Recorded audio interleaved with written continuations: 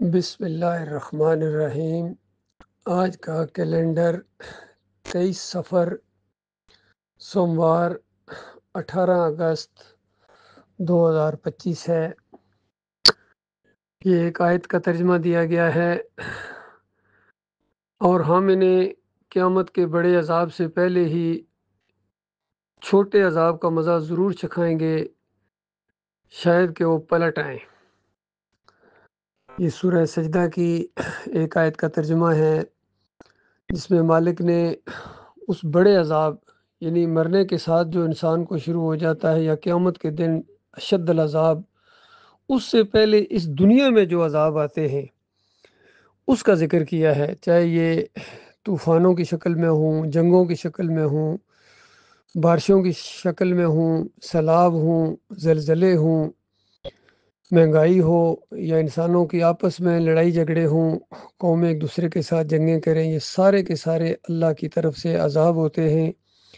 انسانوں کے اوپر، تاکہ یہ اللہ کی طرف رجوع کریں۔ انہوں نے کہیں اور رجوع کیا ہوا ہے، تبھی تو مالک فرما رہا ہے تاکہ یہ ہماری طرف رجوع کریں۔ یہ آج کل یہ جو پاکستان میں سیلابوں کی صورتحال ہے، اور یہ جو بادل پھٹتے ہیں، اس کا بہت زیادہ نقصان ہوا ہے۔ 300 سے بھی اوپر اموات ہو چکی ہیں۔ ایک ویڈیو میں وہ منظر میں نے دیکھا، خوفناک منظر ہے، دل ہلا دینے والا منظر ہے، اور وہ اس کے اوپر تبصرہ کرتے ہوئے کمنٹس مانگ رہے ہیں کہ کمنٹس میں مجھے بتاؤ کہ یہ کوئی آزمائش ہے مسلمانوں کے اوپر، یا یہ موسمی تبدیلیاں ہیں، یا یہ اللہ کا عذاب ہے۔ تو میں نے ان کو بتایا وہاں کہ یہ اللہ کا عذاب ہے، ابھی بھی تمہیں شک ہے کہ اللہ کے عذاب ہیں یا نہیں ہیں۔ اور مزے کی بات ہے کہ جس کا علاقے میں یہ بادل پھٹا ہے وہ بابو پیر کا علاقہ ہے، بابو پیر صاحب وہاں ہیں، کہیں منگو پیر ہیں ان کے، کہیں بری امام ہیں، کہیں محی الدین چشتی ہیں، اور غریب نواز ہیں، اور وہاں غریبوں کے ساتھ وہ برا حال ہو رہا ہے۔ کہیں جناب ادھر داتا صاحب گنج بخش ہیں، خزانے بخشنے والے ہیں، اور پوری دنیا کے قرضے ان کے کندھوں کے اوپر چڑھے ہوئے ہیں۔ ایک اور ویڈیو بھی سامنے آیا جس کے اندر ایک مسجد ہے، اور اس کے بالکل سامنے انہوں نے ایک مزار بنایا ہوا ہے کسی پیر کا، یعنی نماز بھی پڑھو، اللہ کے سامنے سجدے کرو، اور پھر واپس ہو کے بابا جی کے سجدے کرو۔ ہر جگہ جہاں بھی ان کے بابا ہیں وہاں یہاں وہ ایک مسجد بھی چھوٹی سی بنا دیتے ہیں، جس طرح ہمارے علاقے میں بابا صاحب سوان ہے اور ساتھ ہی ایک مسجد ہے، اسی طرح اڈے کے اوپر ایک دربار ہے، دربار والی مسجد ہے۔ ہر جگہ انہوں نے یہی انداز اختیار کیا ہے، اور تاکہ اللہ کی عبادت خالص نہ ہو سکے، ساتھ ان کے باباؤں کی کچھ نہ کچھ پوجا پاٹ ہوتی رہے۔ لیکن سیلاب نے ان کے بابے کو بھی نہیں چھوڑا، بابے کو بھی ڈبو دیا، وہ دکھا رہے تھے کیچڑ کے اندر، بابے کے مزار کے اندر بھی کیچڑ ہی کیچڑ، مسجد کے اندر بھی، اور وہاں انسانیت پریشان ہے، لیکن ان کا دھیان ادھر نہیں جا رہا کہ اس بابے نے کیوں نہیں سیلاب کو روکا ہے۔ اور جب یہ اپنے آپ کو نہیں روک سکتا ہے تو یہ دوسروں کی مدد کیسے کرے گا، مشکل کشائی حاجت روائی کیسے کرے گا؟ لیکن مشرک اتنا ڈیٹھ مشرک ہوتا ہے، اتنا غلیظ مشرک ہوتا ہے، اتنا نجس مشرک ہوتا ہے، اتنا پلید مشرک ہوتا ہے کہ اس کے دماغ کے اندر یہ بات نہیں آتی ہے۔ اگر اس کو احساس بھی دلایا جائے تو کہے گا نہیں، وہ سیلاب آیا تھا بابا جی کو دربار کے اوپر حاضری دینے آیا تھا، وہ تو چوکھڑ کو چومنے آیا تھا، سیلاب آیا تھا بابا جی کو ڈبو گیا، اللہ نے غسل دینے آیا تھا۔ اور اگر کہا جائے کہ یہ کیچڑ تو کوئی بھی پسند نہیں کرتا ہے، گندگی آ گئی ہے تو بابا نے کیا گندگی کو اپنے اندر آنے دیا ہے؟ تو فوراً پلٹ کر جواب دے گا تو پھر مسجد میں کیوں چلا گیا یہ کیچڑ؟ اللہ نے کیوں نہیں روکا؟ تو اس طرح یہ مقابلہ کرتا ہے اللہ کی بات کا ہر جگہ، اور یہ بھول گیا ہے کہ یہ چند دنوں کی زندگی ہے، یہاں تو آزمائش کے لیے ہے، ایک دن بہت بڑا دن آنے والا ہے، ساری انسانیت کو اکٹھا کیا جائے گا، ان سے سوال کیا جائے گا۔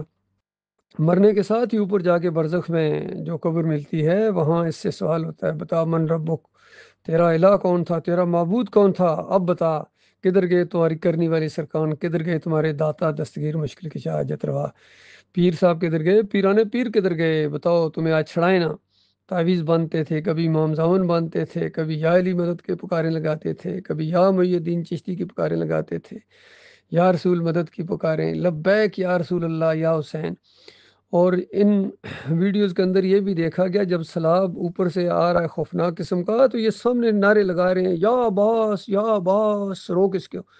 کوئی یا علی مدد کے نعرے لگا رہا ہے، کوئی قرآن اٹھا کے سامنے رکھ رہا ہے۔ وہ اللہ کے بندو، قرآن اس مقصد کے لیے کیا آیا ہے؟ قرآن تو آیا ہے کہ تم پڑھو اس کو اور اپنا تعلق اللہ کے ساتھ مضبوط کرو، شرک کو چھوڑو، جس شرک کے اندر تم مبتلا ہو اس کو چھوڑو۔ یہ پکاریں، یہ نظر و نیازیں، چاہے 11ویں کی ہو، 12ویں کی ہو، 10 محرم کی یہ سبیلیں ہوں، گھوڑے کی پوجا ہو، اور جمہوریت کا یہ مشرکانہ نظام چھوڑ کے اپنے مالک کی طرف پلٹو۔ اس وجہ سے یہ اللہ تعالیٰ تمہارے اوپر عذاب لاتا ہے، لیکن یہ قوم پلٹنے کے لیے تیار نہیں ہے۔ اس کے بڑے بڑے سیاستدان ہیں،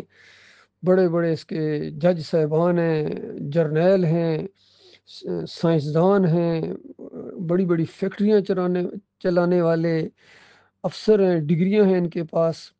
ایم فل ہیں، پی ایچ ڈی ہیں، یونیورسٹیاں چلا رہے ہیں، لیکن ان کو یہ بات معلوم نہیں ہے کہ الہکم الہ واحد، کہ تمہارا الہ، تمہارا معبود ایک معبود ہے، ایک اللہ ہے